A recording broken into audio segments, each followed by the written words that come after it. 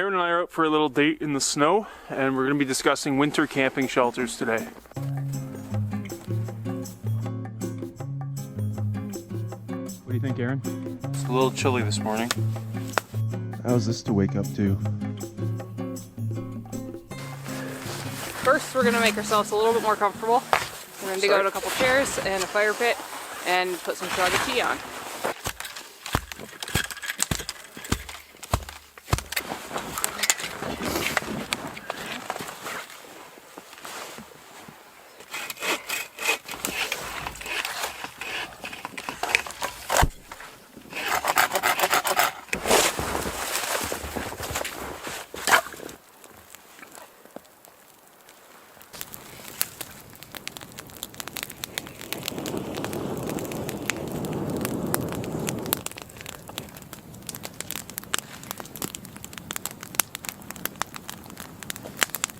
We're making ourselves some chaga tea.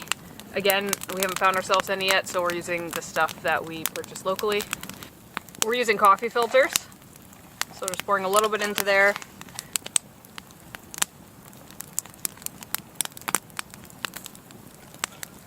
Alright, get in here. Okay. Oh, she's tight. We're cozy. Yeah, that's why they call it a Loveseat. So I found myself with some spare time one day and made this winter camping shelter matrix. It's got several criteria, which are price, weight, effort, comfort, safety, leave no trace, and then X factors. And we'll be comparing 8 shelters, 4 of which are tents, so there's some overlap, I guess. But quinzee, summer tent, winter tent, ice fishing tent, hot tent, hammock, and bushcraft shelter. That's 7, not 8. Good start. Good start. And there will be a quiz. Okay. I look forward to it. So, to start, what we're going to do is we're going to run down each factor and talk about each shelter, how it compares. It's getting a little warm up here first. It's minus 17. That was the warmest point of the day. And that's out of the wind. All right. Price. Quinzee. Quinzee. Snow is free. All you need is a shovel. So that's super cheap. Summer tent. Probably free, because if you're thinking about winter camping, chances are you summer camp already. Most people don't go straight to winter camping, so I would say a summer tent is more or less a free option if you're looking to get into winter camping. A winter tent, still like a nylon traditional tent, but a heavier duty 4-season tent. They can be quite expensive, but still not the most expensive on this list. What would you say is the average price range for one of those? I would say anywhere from $500 on the low end to $1,000 for a good winter tent. Yeah. An ice fishing tent, a pop-up ice fishing hut. I did that last winter, and I would not do it again. It's not a good sleeping shelter in my opinion. It's not made for it. Like, the dimensions aren't appropriate. They're meant for 3 people to like squeeze in sitting, you know. So it's not great for sleeping. It doesn't ventilate well. Most of them will not have any stovepipe jack built in. You can install one yourself and then kind of make it into a hot tent, but for me, it's not the ideal shelter. And price-wise, I mean, if you already own one, if you don't own another form of tent, it could be a good option to get out for the night. But if you don't own one and you're looking to find something for the primary purpose of sleeping in, it's not the best option. Mm-hmm. Hot tent. We just got one this season, and it is the most expensive on this list, but it's the most luxurious, so it's a kind of a get what you pay for equation, but this one does score the worst on price. Our hot tent with a stove was $1,500 Canadian all in, and that is cheaper compared to some, like snow trekkers can get very expensive, especially if you're Canadian paying the American exchange rate. Next one's a hammock. Hammocks are reasonable in price, but for a summer hammock, but if you want to winterize it and you need an underquilt and overquilt, then they can get pretty pricey. Not much cheaper, and the other thing is you need one for every person going. So if you're camping in a group, then that would be a very expensive option. for a single camper, reasonably affordable compared to some of the others. And what would you say for like average price for getting out if you're going to equip yourself properly For with a a hammock? Yeah, for a winter hammocking system, I would say you're in a good 500 plus at the low end, as much as 1,000 pretty easily actually, with the underquilt and overquilt if you want good quality. Of course, there are people who do like DIY budget solutions, so if you're inclined to do that, then you could shave down price on any of these items. So we're just talking about kind of retail prices. Yeah. So as far as price-wise, winter camping, if you're looking to give it a try and just get out there, you don't want to invest a lot before you find out if you like it or not.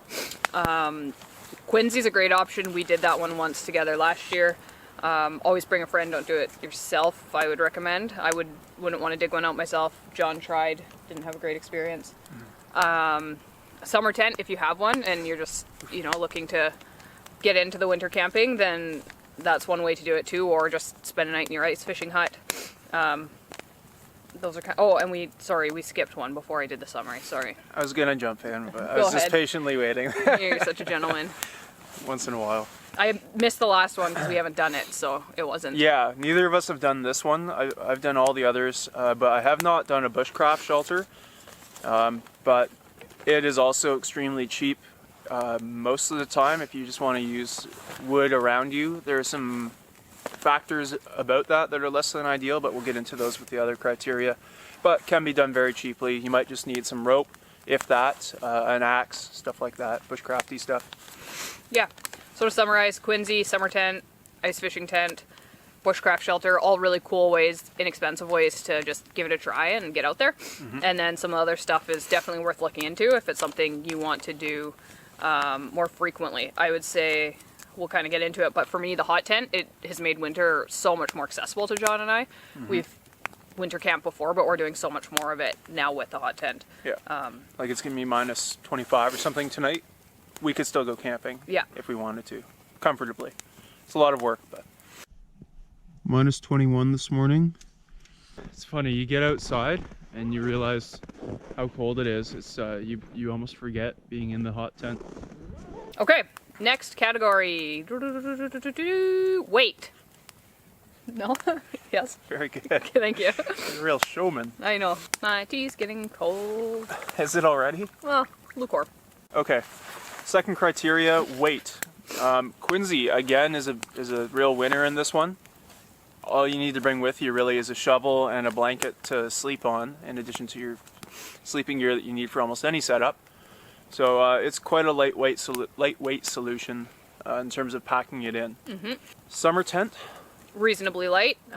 If you've done any camping or portaging in the past, then this will be won't be new to you. And yeah, they're minimal weight for a sleeping shelter.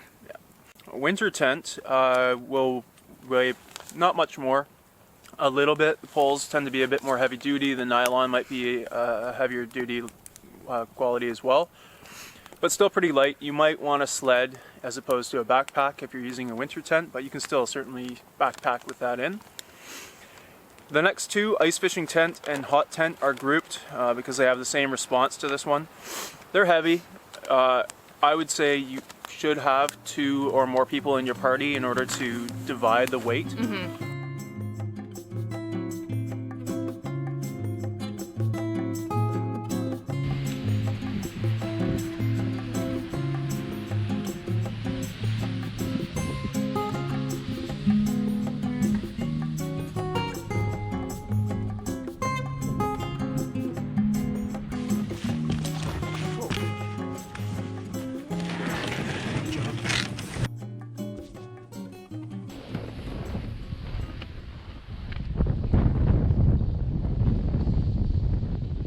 Especially if you're going to have a wood stove, then you really need it. I find you have to double carry if you're doing it alone. So again, you can, but the effort's quite a bit. Like, I don't know if I would be able to do the work needed alone in a day to haul in the tent and the stove and then do all the work related to it. So it's one that, of course, you can do solo. It's not unsafe or anything, but it's more fun, I would say. You're going to enjoy yourself more if you can spread the weight out. Absolutely. Share the load. Share the load. And bushcraft shelter, also quite light in all likelihood. You might need an axe, rope, tarp, saw as discussed, but those things aren't too heavy. And the hammock is probably, aside from the quinzee, the lightest option. Hammocks are really light, no poles, and the mats that you need don't weigh much either, so they're pretty easy to hike in. Okay, criteria number 3 is effort. And the first one is quinzee. Quinzee has scored very well on price and weight, but in terms of effort, it's definitely on the high side. Yeah.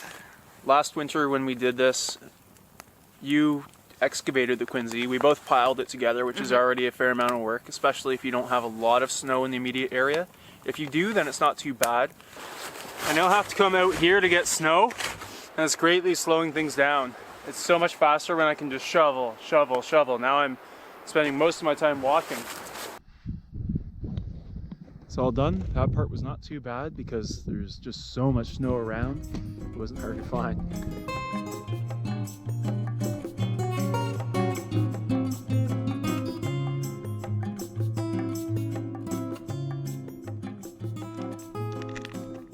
Getting there with the setup. Just a couple more things. It's a little after 8 and we are completely exhausted. Like, this is as tired as I am on any day of bushwhacking and portaging. This is a very tiring task, but it was really enjoyable. But excavating it is a pretty large amount of work no matter what. It's a lot of work, and it's almost impossible, we've been told. I got quite chilled, and the comments we got were that's pretty common. Typically that's just something you accept is going to happen, and you get chilled, you bring a change of base layer and do that. And then even with that, I was excavating, and John was digging the snow out, so I'd kind of pile it behind me and he'd pull it out. So again, another reason I wouldn't do it alone just for safety wise, but also the work is exponentially more, I think, if you're out there solo. But it was a full day work for the two of us to Yeah, full afternoon anyway. full afternoon, yeah. Yeah. So quite a bit of effort. The next two, summer tent and winter tent, are grouped together because the amount of effort is very, very comparable. Setup is easy. You pull the tent out of the bag, extend the poles, and set it up. There's nothing to explain there. Pretty low effort. An ice fishing tent is a pain to haul in. They're really heavy. They're not built for on-foot hauling. Yeah. I think the weight of them is really meant for a snowmobile. So they don't really consider weight that carefully. So they're quite heavy and not fun to haul in. Done that. Been there, done that. Wouldn't do it again. And the hot tent is probably the highest effort level of all shelters by far. Yeah. You got to haul in the stove and the big tent. Ours weighs close to 50 pounds all in, the tent, stove, pipes, and everything that comes with that. And then once you get there, you're processing firewood all day. The setup it's not hard, but it definitely is more so than a summer tent or a winter tent. Definitely. It takes a bit and there's a bit of a learning curve. Learning curve. It's not hard, but there is a learning curve. You have to make stakes. Yeah, it's quite a bit of effort. Plus you got to make, the stakes in the center pole, the stave, yeah. Yep.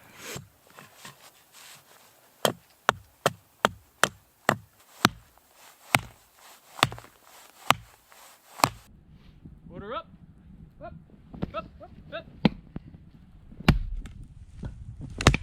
A hammock scored the best on this metric. I would say it's the least effort.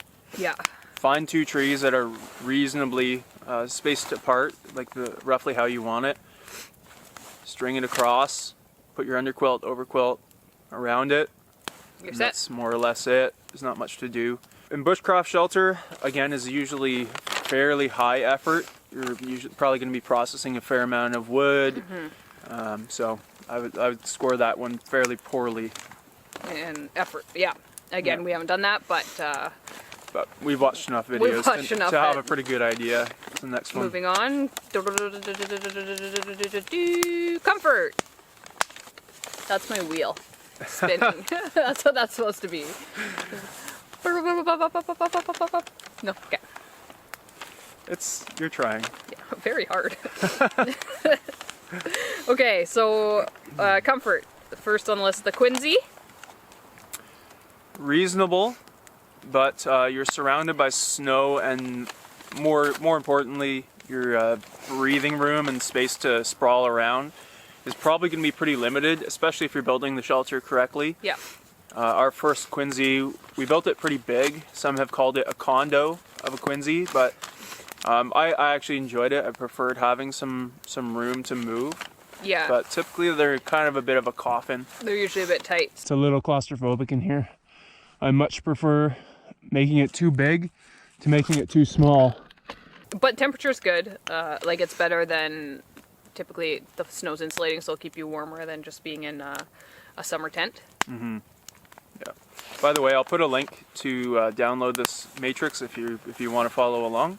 Summer tent and winter tent are again grouped here for the comfort measurement. They're fine as long as you have a proper sleeping system, especially the sleeping pad, sleeping mat. And most sleeping people, bag. Yeah, sleeping Yeah. bag for sure, but I think a lot of people will think just about the sleeping bag and not worry so much about the sleeping mat. In my opinion, the mat is more important. I'd rather spend the money on the mat, almost. Yeah. For instance, we were camping 2 weeks ago, and I had a -20 down bag. It was just around freezing overnight, just a little below freezing. I rolled off my sleeping mat onto just the snow, and I woke up freezing. So without the mat, I was really struggling, even though my sleeping bag was rated for a much colder temperature than the temperature was outside.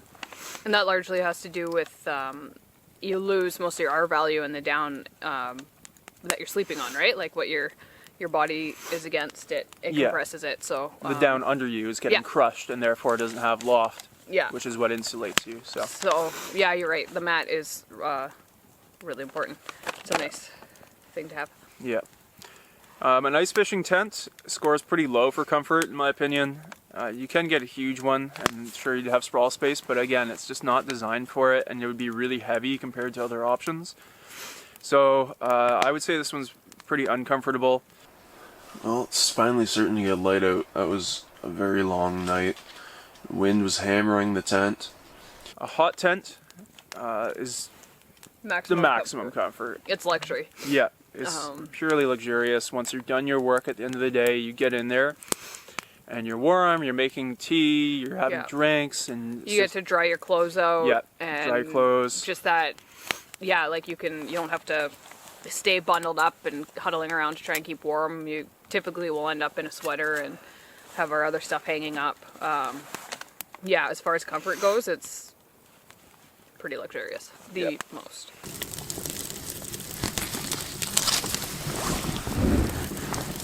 Here's exactly why I love hot tenting.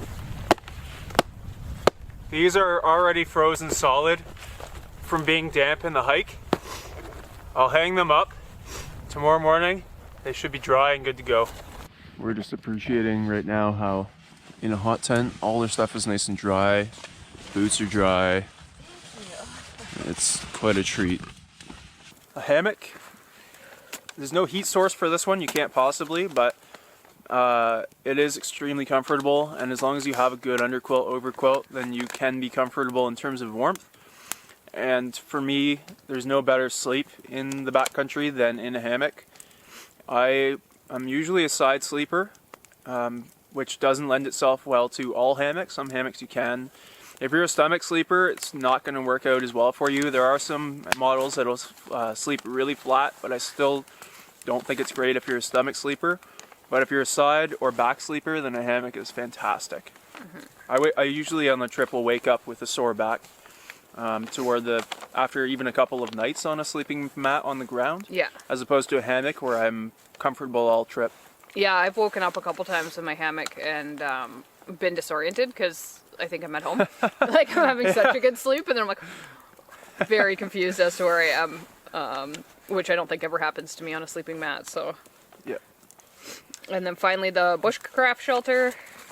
Less comfortable than the alternatives, I would say. and some risk of your shelter collapsing or not holding heat well. I would say it's as a less comfortable option. You can make it pretty comfortable, but then your amount of work increases quite a lot.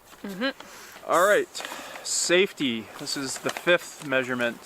Quinzee, and safety also considers how much it's going to keep you warm in the winter, because cold is a danger as well. Getting mostly steamed out here. We did our, we should have laid some logs down to have the fire on top of, but we got lazy. So now all the snow is creating lots of steam. It's not even really smoke, it's mostly just steam. Anyway. So a quinzee will insulate, snow insulates quite well from the cold, but only to a certain extent. You still need a decent sleeping system, and there is a risk of collapse. I have heard of this happening to people, and that would be really dangerous. If you were out in the middle of nowhere and your quinzee collapsed in the middle of the night and it's minus 20 or 30 overnight, that could be a real problem. Yeah. Not to mention, if the temperature changes, for instance, I just tried doing a solo quinzee, and it ended up, I bailed on it, but it turned to rain overnight. My quinzee would have melted. So that would have been really unpleasant and dangerous. I could have been at risk of hypothermia, waking up soaked in the cold. Not to mention, it's dangerous if you're going to excavate it on your own. Yeah, I think so. Not an activity I recommend doing alone, because if it collapses while you're excavating it, you have no one to help you. Yeah, I felt, and again, ours was quite big, and it was, I'm sure if you're experienced, it can be done safely, but for us, I was pretty weary. I was well aware that if it collapsed, that would be not ideal, and I was happy to have John there if something did happen, to be able to dig me out. So, yeah, it's not something I would personally do alone. This is only the 2nd quinzee I've ever built. The first was with Erin last winter, and she's rather concerned about me doing this alone, because if the quinzee collapses while I'm digging it out, I could be trapped. Needless to say, this is unnerving. I don't recommend doing this alone. I really, this is a 2-person activity. I don't want to spend the next 15 hours of darkness in this snow coffin. It's not big enough. So I feel pretty claustrophobic in there. A summer tent doesn't score great on safety because it's not meant to carry a heavy snow load. If there is a large amount of snow in the forecast, I wouldn't take out a summer tent.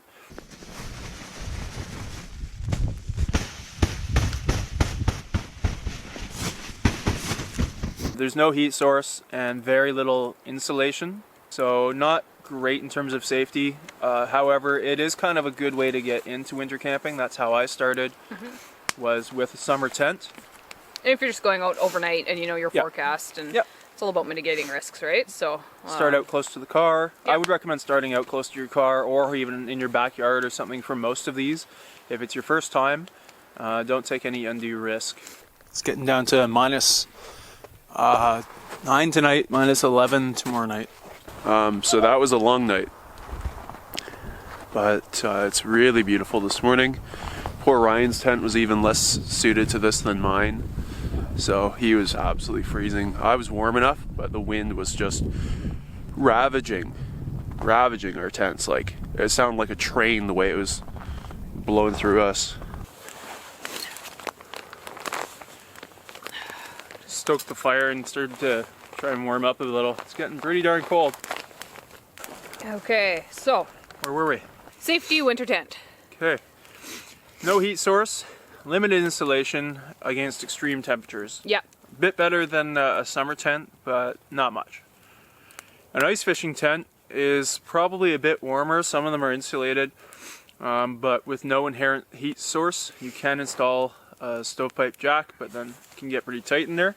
And then more importantly, a lot of people are using a propane heater inside of it, and that carries the risk of carbon monoxide poisoning, and unfortunately people do lose their lives every year to that, which is just tragic. So I would never recommend. I've gone over this before when I did sleeping in my ice fishing hut. I briefly used my propane heater just to boil some water, but I did not use it as a heat source.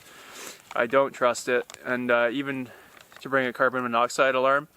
I don't know. I just think it's a bit much. Not worth the effort to risk your life either way. And then the support pole joints on an ice fishing tent are somewhat prone to breaking or popping out, which poses another safety issue in terms of relying on it as a shelter. Hot tent, it's safer in terms of there is a heat source, so you have a way to escape the extreme weather. Always a risk of, having a fire in your sleeping area. There is some risk there. And Something also catching on fire, perhaps even the rolling canvas itself. Yeah, we heard of someone airing out their sleeping bag, just taking it out of the bag, and it was a really nice down bag, and it touched the stovepipe and went up in flames. And then also there's the risk of smoke if something happens to your damper or your pipe at night and smoke floods the tent. That's always a risk. Yeah, wind could be blowing on your stovepipe and it pops it out of the stove, and then suddenly your tent is filling with carbon dioxide. And then I've also heard some people will say that once a fire gets low in your stove, it can also emit carbon monoxide, which I typically only associate with fossil fuel burning, but I've heard it's possible, and I certainly wouldn't take the risk with it, so we do keep a carbon monoxide alarm in our hot tent as well. Okay, a hammock, you've got no heat source, less insulation against extreme temperatures, unless you have real good quality underquilt overquilt. And you have the maximum heat loss without that great sleeping system, because you're just like 360 exposed to air. So without the underquilt and overquilt, that system's just not viable in the winter, and those can be pretty expensive, as we talked about. Packing up here at first light. It's a little chilly this morning. Not going to be putting these socks on yet.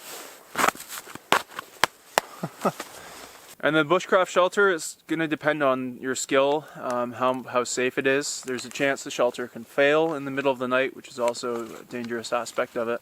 So our final category is leave no trace. No, it's not fair. Oh shucks. Our second last category is leave no trace. So a quinzee melts away to nothing unless you're using boughs on the ground to line your floor. So in terms of leave no trace, it's a pretty good one. Okay. We're gonna get our boughs all cleaned up before we leave, so if someone comes back, it's not gonna be a huge mess. Summer tent, winter tent, and ice fishing tent are all grouped into the same answer, which is you pack it in, you pack it out. There shouldn't be much of an impact, so you can practice leave no trace with a tent. The hot tent, by comparison, is not a good leave no trace option. You have high firewood needs, which can be burnt, and you don't necessarily leave a trace, but you are, in the sense that you're removing lots of firewood from the surrounding area. Just waiting for the steam to pass so you can see us again. And now the lens is fogged. Lovely. Recording in the winter is hard. It is. Still a bit. No, I think it's good now. Okay.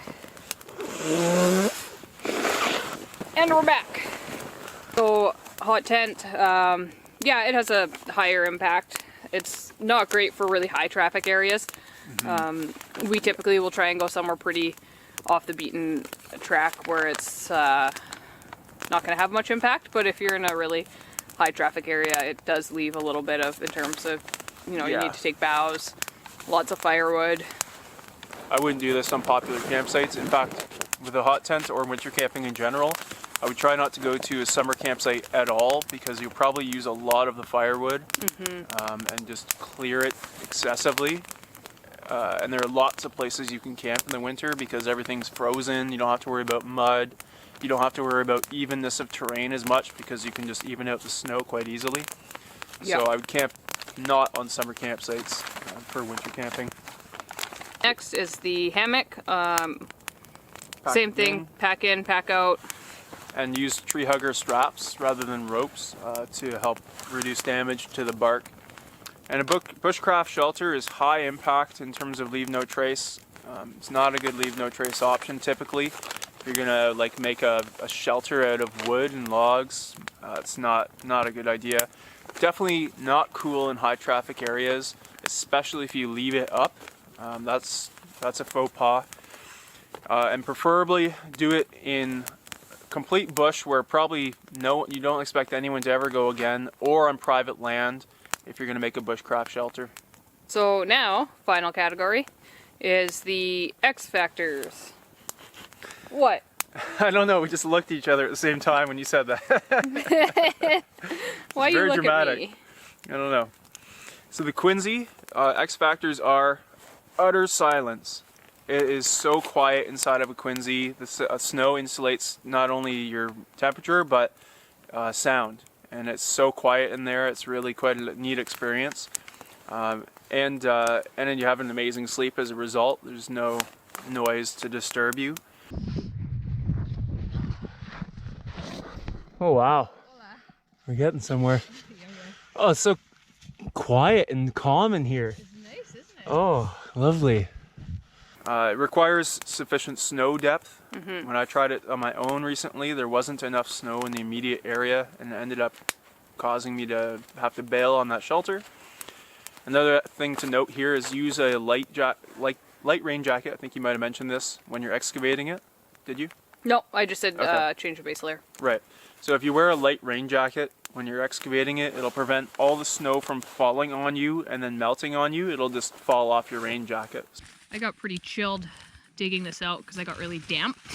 I was lying on the snow for a lot of that. So as soon as we got set up, I jumped in some dry layers and tucked myself right into my sleeping bag. And I'm going to hunker down here until my temperature warms up. But we've got a pretty nice little home here. Sure do. And I'm wearing a rain jacket because Erin did most of the excavating last time, and she got soaked and then she got really cold. So I'm hoping I can not get super wet with the rain jacket, stopping the snow from kind of going down my back and all that. And then I've got dry clothes ready to hop into as soon as I'm done. Summer tent. It's a good option, like we mentioned, for just to give winter camping a try when conditions aren't too extreme, just to get yourself out there for a night or two and experience it, see if it's something you'd like to, invest a little bit more in. And a good thing about a summer tent is it ventilates very well, so you're able to remove more moisture from your shelter, which is important in all seasons, but particularly winter.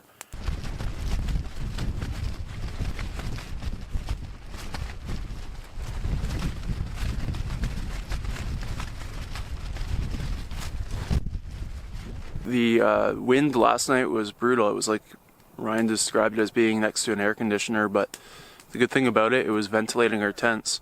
Last night there wasn't any wind, and condensation was forming and freezing. So we were damp and cold, so it was actually worse. With a winter tent, you have freedom to roam. You can pretty much go anywhere with that on your back and have reasonable confidence in having a safe shelter, as long as you have a good enough sleeping bag and sleeping pad. Ice fishing tent. John's done it once before, says he wouldn't do it again. Way too heavy for kind of the limited benefit and functionality. Again, if all you have access to is an ice fishing tent, you're interested in getting out, trying it out for a night, definitely give it a go, but not a first choice for us. No. Hot tent, the X factor is just how luxurious it feels, and it's really quite an experience. However, it means getting up throughout the night. For us, usually it's about an hour and every hour and 15 minutes we set the alarm for, a recurring alarm every hour and 15 minutes to get up, stoke the stove, and hopefully it's going pretty well so that you don't have to take a lot of time to get it back going. So that is a downside of the staying warm, but the upside, no more cold nose. Yeah. How nice is that? Like it's so annoying in the winter, no matter what. It's very hard to keep your nose warm without blocking your airways. Yeah. And even if you can do it, you're probably gonna have a lot of moisture around your whatever you're wearing here. So it's just not great. So with the hot tent, you get no cold nose, as long as you keep it warm in there and keep stoking it. Didn't know you were so passionate about that. All right, so what everyone think of their first time hot tenting? Hated Wicked. It. Yeah? Pros and cons? All pros. Minus the Is there any company. cons? Setup. Oh, it's set up, yeah. Yeah, set up. I mean, company was subpar. But No, but like Someone kept snoring. stupid Grizz kept licking all our food. Liz and his anteater, Liz, I just called him Liz. Chris and his anteater tongue. from always cold tenting, the hot tent experience was nice just for drying stuff out. Yeah. But I do like the setup because we're like fast and light typically. Yeah. I like how we Yep. could, go 30K in a day, set the tent up within 10 minutes. Yeah. You're good to go. Yeah. But this is such a luxury to set it up. Yeah. It Have is. a nice warm interior and stuff. Be in there and luxuriate in the warmth and comfort. No, it's really sweet. Like I really love the hot tent experience. Still want to get one, but Yeah. I think there's a time and a place for it. Exactly. But like a good trip like this, where we're doing a base camping trip with friends, it's a Yeah. great time to use it. It is. Sorry. Well said. Well said. Where are we? Hammock. Most comfortable sleep for some people who summer hammock and summer camp in their hammocks and enjoy it. It can be quite nice. And finally, bushcraft shelter. Well, the X factor is that you'll piss off the curmudgeons, such as myself, if you leave a big ugly shelter behind. Same with not only bushcraft shelters, but plywood shacks and all that. If I get to a site and see that, I'm pretty unimpressed. So there's a lot of people you can annoy with those shelters. So just try and do it respectfully if you are going to do it. And I mean, we live in a huge country. There's lots of land. There are appropriate Canada, anyway. places. Yeah, We do, we're we're in lucky. Canada. There are a lot of places you can do a bushcraft shelter and be out of the way and not have to worry about that. But definitely nice to consider others when doing that. Okay. So Final thoughts? final thoughts. What's your favorite overall? All factors considered. Mine's still the hot tent. I love the accessibility. I don't mind the work. It's part of what we do out here. I love processing firewood. And just to go out in the winter and be able to be comfortable in the evening is so nice. Having dry clothes, dry boots, not having to put on rock solid boots in the morning. Yeah, I absolutely love it. It makes, for us, it's made winter so much more accessible. Like I said earlier, we get out way more. We've been out already more times, probably twice as many times as we did last year with the hot tents. So, yeah, despite, even though it kind of doesn't score well on a lot of these, the benefits for me Yeah. outweigh it. Yeah, it doesn't score well in a lot of these. I mean, it only has one green cell. I didn't explain this, but I think it's pretty intuitive. Green is good, yellow is average or normal, and red is bad. Hot tent has 4 red cells, 1 good cell, and then 1 average cell. So it's not that, it doesn't score that great, but what it brings to the table really scores a lot of points. I would probably agree that hot tenting is my favorite. However, if I were on a budget and didn't have a hot tent or couldn't afford a hot tent, quinzee would probably be my pick. Yeah, Especially if you're going out a couple times a year. yeah, A absolutely. quinzee is really nice, such a great experience. Just pick and choose your weekends where it's not bitter cold because you won't have a heat source. Make sure you have adequate gear to withstand it, and that can be a really nice way to get into it. Just do your research, watch videos on how to make a quinzee, and that can be a really nice one. And then one last thing is if I was solo, I would prefer hammock. That would be my choice. Yeah. But solo isn't as fun in the winter. I find it a lot more bearable in summer because there's a lot more daylight. In the winter, there's so much darkness. If you're alone for 15 to 16 hours a day in darkness, it is boring. Yeah.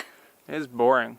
Like at Yeah. least in the summer, you get the opposite. You get 16 hours of light, and that's a lot more enjoyable on your own. But winter nights are too long and too dark to be spent alone. Yeah. Cool. All right, Cool. I guess that's it. I hope this helps, and enjoy your winter. Yeah, and I'm looking forward to hearing other people's experiences and thoughts on the winter shelters.